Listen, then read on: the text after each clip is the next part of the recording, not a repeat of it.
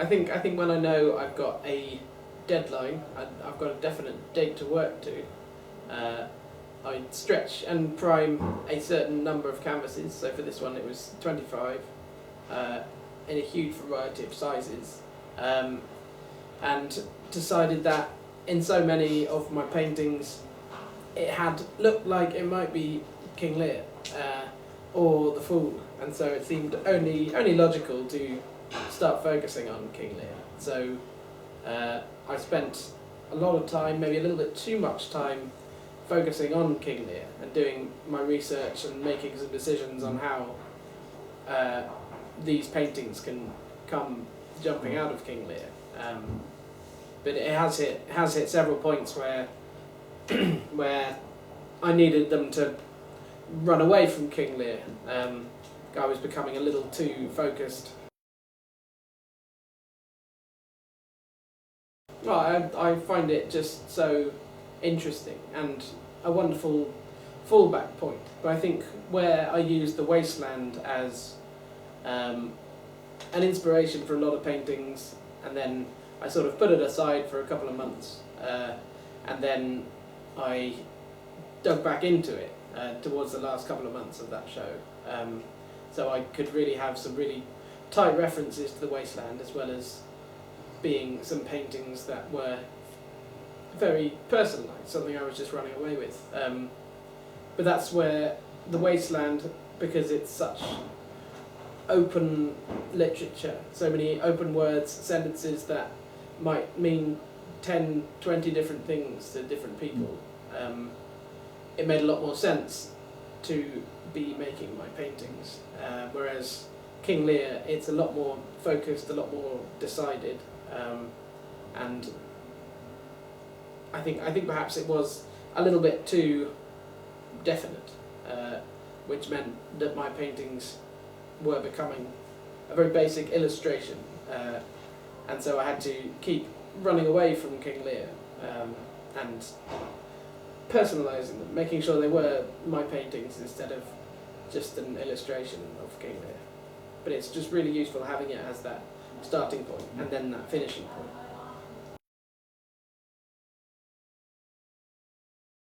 Well, I think first of all that's because the most important thing in my work is what I love about other artists' work. It's unfinished or undecided or unexplained. So there's bits of a painting which might finish in 10 different minds as 10 completely different outcomes, and that's what I'm really looking for. So we've got a man here. Is he happy? Is he sad?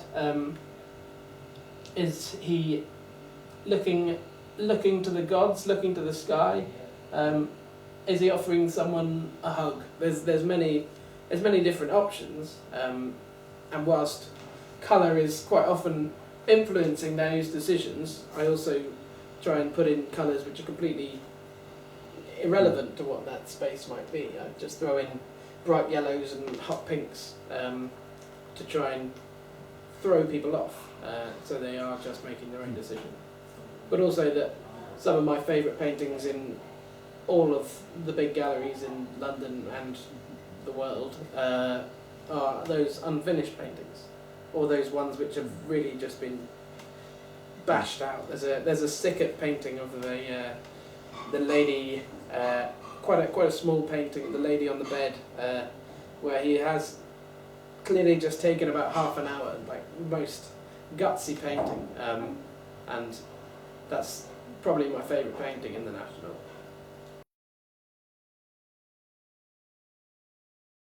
They seem to be avatars of the same thing, and there's points at which they become very close or even swap roles, when King Lear leaves or gets kicked out of his own kingdom, and becomes the Fool, sort of like he might be in here or in here. He goes a little mad, and he's always got the Fool by his side, but the Fool becomes that reliable character, and the most intelligent one in the whole play. and that's what I find so interesting. But there's in the last couple of years I've done so many paintings which could be King Lear, could be the Fool, but now it's deliberate, and I'm throwing in my favourite little hints, little metaphors, suggestions, which are really influenced by the play. Well, the Cordelia and the Fool were both played by a boy in the Jacobean theatre, and that's something which I was touching upon very basically, with the fact that there is only one true female in the whole of this set, and I think this is so interesting that a young boy was playing the role of the Fool and Cordelia at the same time, and so the Cordelias or the Fools that I've got, quite a lot of them are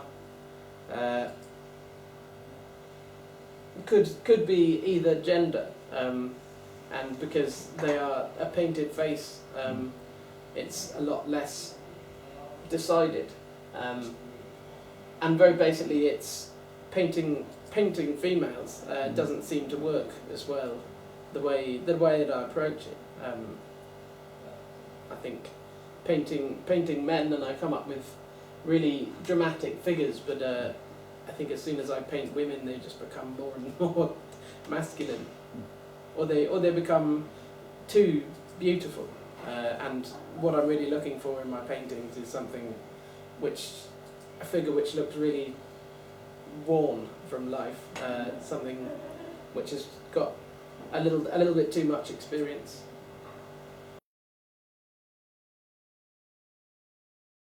I think there was an interesting comparison between Waiting for Godot, Vladimir and Estragon, and King Lear and the Fool, where they were both dependent on each other and alone with each other, but also seemed to be at a sort of, well, not a battle, but sort of vaguely competing for the most important role, or the strongest role. And it seems that whilst King Lear is the king and is called the king,